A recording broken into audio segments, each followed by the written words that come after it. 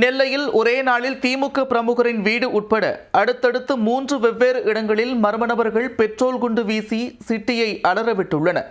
உயிர் பயம் காட்டி நெல்லை மக்களின் தூக்கத்தை கெடுத்த அந்த மர்ம நபர்கள் யார்? நடந்தது என்ன?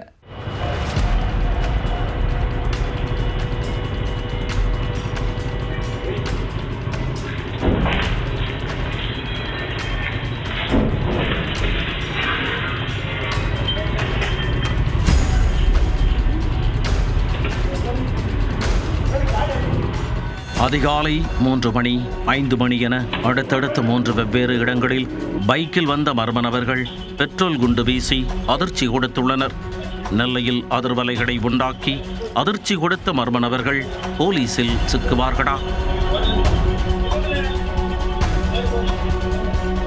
திருநெல்வேலி மாவட்டம் கீழமுன்னீர் பள்ளத்தைச் சேர்ந்த செல்வசங்கர் பாளை தெற்கு ஒன்றிய திமுக பொருளாளராக இருந்து வருகிறார்.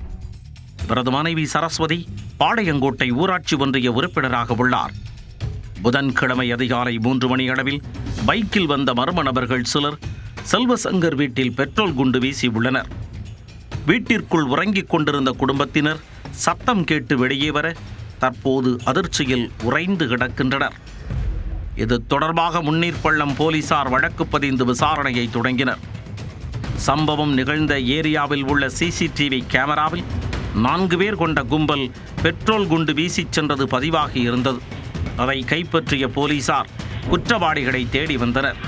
தொடர் விசாரணையின் போது காலை 5 மணி அளவில் மற்றொரு அதிர்ச்சி சம்பவம் அரங்கேறி உள்ளது. நெல்லை டவுன் பகுதியில் உள்ள பைக் ஷோரூம் முன்பு 2 பெட்ரோல் குண்டுகளை மர்ம நபர்கள் வீசி உள்ளனர்.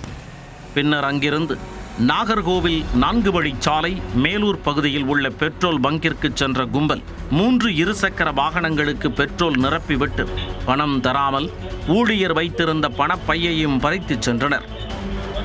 அதில் 20,000 ரூபாய் இருந்ததாக தெரிகிறது. இது தொடர்பாக பெட்ரோல் பங்க் ஊழியர் அளித்த புகாரில் ஏர்வாடி போலீசார் வழக்கு பதிவு செய்து விசாரித்து வருகின்றனர்.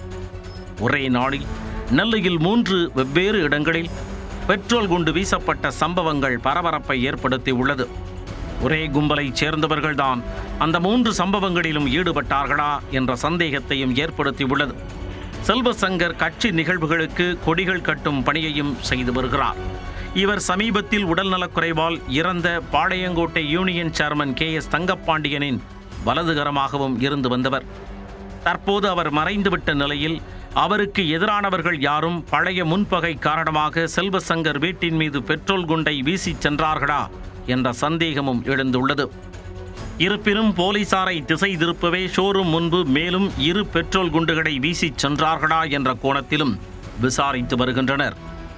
மேலும் போகும் வழியில் பைக்கில் பெட்ரோல் நிரப்பியவர்கள் பணத்திற்காக பெட்ரோல் பங்கிலும் குண்டு வீசி பணப்பையை பறித்துச் சென்றார்களா என்ற சந்தேகமும் எழுந்துள்ளது. மர்ம நபர்கள் பிடிபட்டால் மட்டுமே பெட்ரோல் குண்டு வீசியதற்கான உண்மை பின்னணி குறித்து தெரியவரும்.